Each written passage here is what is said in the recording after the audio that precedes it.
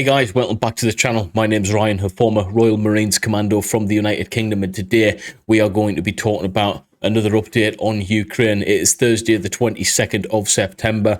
There's been quite a few things happen over the past few days. We're going to get into that today. So before we do, please like, share and subscribe to the channel. It really does help me out as a content creator. And if you want to become a member to support me even more, press the join button, guys. But let's get straight into it. We've got a few things to talk about today. We've got two different map studies. The reason being is both these maps give different information. One gives us up-to-date live news, and the other map we can kind of talk about tactics and strategy and stuff.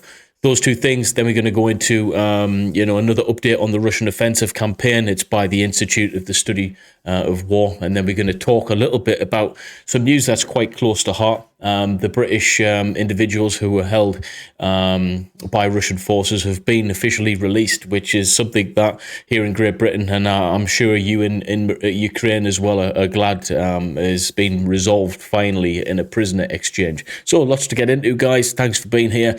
I really do love the support that you guys are giving me. Thank you. So I'll be moving my head around and just on the different screens and stuff. So today, on this map, we're just going to go straight back to effectively 2 minutes ago, where we at here, central-ish region, Mykolaiv. There's a red alert, aerial threat, sirens sounding, take cover. 30 minutes ago, Russian aviation conducted airstrikes at a residential house in the Donetsk region, which is here. Again, these aerial threat alerts, you see they're trying to push a little bit further forward into Donetsk. They're trying to take land by targeting effectively residential buildings, which is it doesn't work, okay? That's there to destroy the morale of the local populace. We've seen that tactic used in war. Russia tends to use that tactic in war. It's a cruel way to fight your business, you know. Fight man to man, fight soldier to soldier, leave the civilians out of it. But they struggle to do so, and we all know why the reason is.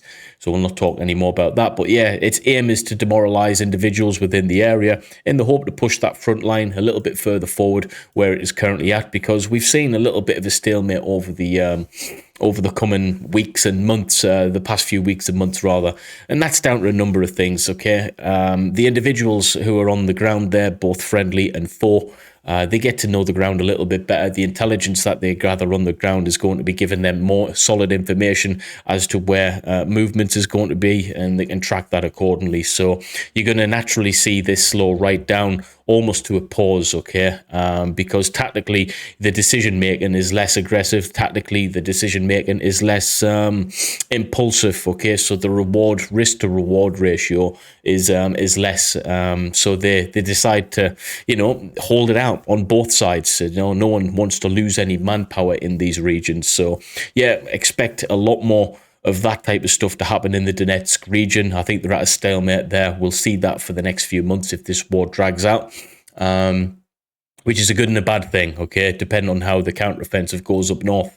Now, about an hour ago, 4 Iranian made 136 drones were shot down in the Mykolaiv region. Again, that was about 8 o'clock, so just over an hour ago. We can see just down this region here. I'm not too sure what the region is specifically. Probably is for trade and stuff, with it being next to the that river there. But yeah, more than likely those drones were there trying to do some form of reconnaissance mission. But the Iranian-made Shahed 136 drones were shot down today, which is it's promising. These things are proven to be quite a formidable piece of kit on the battlefield, guys. I'd expect a lot more of these to be utilized on both sides in the next few weeks or so, because, drones might cost money, but they don't cost lives, in the sense of actively putting life on the front line. It's just a piece of kit, effectively. About an hour ago, between the last hour and for 5 hours, we've had a siren sounding to take cover. Obviously, that's due to potential threats, and this is all over the place. All right, potential threats going wild. 4 hours ago, the wreckage of a failed Iranian kamikaze UAV 136 with the number M229. So there we can see it there. The wreckage of a failed Iranian kamikaze UAV. So it's effectively a drone. Yeah, the Shahed 136 is a drone. So that's probably the one of the drones in which they've shot down. Yeah, I think it is. I think that's the drones that they were talking about. 5 hours ago, damage in Dvulch village and as a result of shelling. Residential homes again, guys, getting the absolute brunt of it. It's to say it's criminal is an understatement. That's someone's home, someone's memories, all just absolutely hammered out of existence. Really disgusting. And 6 hours plus, we've got the same siren sounding to take cover. Red alert, aerial threats. The aerial threats seem to be on the up over the past few days, I've noticed. And 6 hours ago, this village was shelled in Kursk region. So that's north. We've seen a little bit of shelling. We've obviously seen a lot of shelling the first few days of the counter-offensive, and then once they got bedded in right up to the Oskil Reservoir, we've seen quite a bit of heavy shelling along the north border from Russia to Ukraine. But to still see it happening right now in the northern flank on the border, I don't see what they're trying to accomplish with that. It's not as if they're there to take land. So yeah, this to me is to demoralize the local populace. It's it's the only reason I can see it from a tactical situation. The shelling should really be taken a president along this Oskil Reservoir and deeper into that region. But as far north as this region, Sumy, yeah, it's a bit crazy, guys. But that's as far back as we're going to go on that map there. We look at this map. This is the one where we can start talking a little bit more tactical about the situation, troops. And yeah, as you can see, not a lot. Let me get my pen out of the way. Not a lot happening really in sense of if we backdate a few days, we could see little to no movement on this front line in this region here. Yeah, little to no movement at all, actually. The only bit of movement that I can see over the past few days from the 20th to the 22nd, and although it is little, it's significant with the bigger picture. This area here, Yampil, Lyman, the Korovil Yar, and Lozov, these areas seem to be quite built up, and whatever troops are there, they're going to be dug in pretty well. So these areas are going to be easier to defend than some of the areas, all right? You've got wide open land spaces, then heavily populated villages, it seems. So, you know, the fact that Ukraine has pushed so hard, they'll be tired as well. And the fact that they've managed to take, it looks like this took Studenok. Yeah, from the 19th, that area, just past this, I think it's a road feature. Yeah, that's quite a prominent town. So the 19th, it was clear. 21st, all of that was taken. So you can see a bit of a theme here, guys. Let me get my pen. Once they've managed to take an area, a local populace, a little village of some sort, or even bigger than a little village, if you look at the surrounding area, most of the area past Studenok is just farmland and stuff. So it's not just the city that they can take or the town. They can push on forward and literally take a lot of land as a result, because, you know, the Russians aren't going to be staying in the wood blocks just for the hell of it, all right? Once this area has been taken here, they're literally dominating most of this land. And you can see, evidently, there's a little village here, Alexandrivka, I think that's pronounced. That's probably where the Russians have retreated to. I know the land is stating otherwise, but that's my guess. All right, they've took this, they've pushed them forward into that village there. That looks a lot smaller to defend. So my argument would be that this area will be overrun probably within the next day or two. And hopefully, if they could take this area, what's the nearest place? Yeah, this would have to be a bit of a dual operation, because we've got a couple of buildings that are really close. Rectangle. We've got a couple of villages nearby, so these are the two main efforts here, about the same size as Studenok. So they probably pushed the aggressors back to this point here, with the aim of maybe having another offensive operation taking place very, very soon. If they do push them back there even further and take these areas here, I can only guess that all of this land here would be taken as well, and the Russians will be pushed back potentially to Korovaya, if I'm pronouncing that right. So there's a lot of potential for movement over the next few days, but I don't think we're going to see as much movement as we've seen so far in the counteroffensive, because this was massive swathes of land here in between these villages, and the Russians took the easy route straight through the Oskil Reservoir defensive positions. But Ukraine, these little battles are very, very important. Okay, what I would like to see happen in the next few days potentially would be to see these areas here taken. Now we can see they've made quite a bit of headway in this region here. We do need to see these villages and areas that are built up taken, and we can close that southern gap off. Once they've got that, it literally is potentially one big sweep north. We've got this main railway system going all the way up there, and if they can control this southern area, I generally think this becomes the new front line, potentially. But I'd like to hear your thoughts on that. I think this whole area here becomes a massive operationally capable area for Ukraine to be able to take over. So yeah, I think they're going to, potentially push the Russian troops to the north, closer towards their border, maybe even push them back over their border. That would be really interesting to see how that materializes over the next few days. But guys, not much on that regard on the map. So what we're going to do today is go through the Russian offensive campaign assessment, see how up to date we are on that. The information on there is really good. And then talk about the British individuals who've been held captive for many months now and are now free. So let's get straight into it. So assessment as of the September the 21st. Obviously, this gets updated daily, but it's a day behind. Now, the Russian President Vladimir Putin's announcement of partial mobilization on the 21st reflects many problems Russia faces in its faltering invasion of Ukraine that Moscow is unlikely to be able to resolve in the coming months. This partial mobilization has caused a massive stir with Russians, and that's evident by the fact that you just have to look at the flights that have taken place. All flights have booked, and I believe the stopping flights outbound now for the for males who are of age to be called up, because what they're doing is they're getting the hell out of there before they have to fight in the front lines.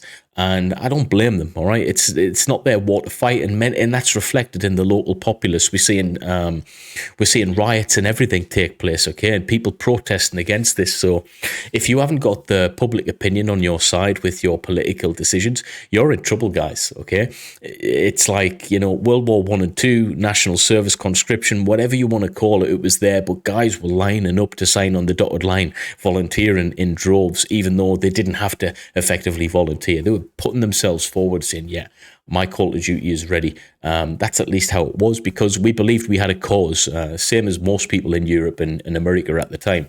The fact that the Russian average, the males aged within that group to go and fight, a lot of them are getting the hell out of Russia for good reason as well. Now, Putin's order to mobilize part of Russia's trained reserve, that is, individuals who've completed their mandatory conscript service, will not generate a significant usable Russian combat power for months.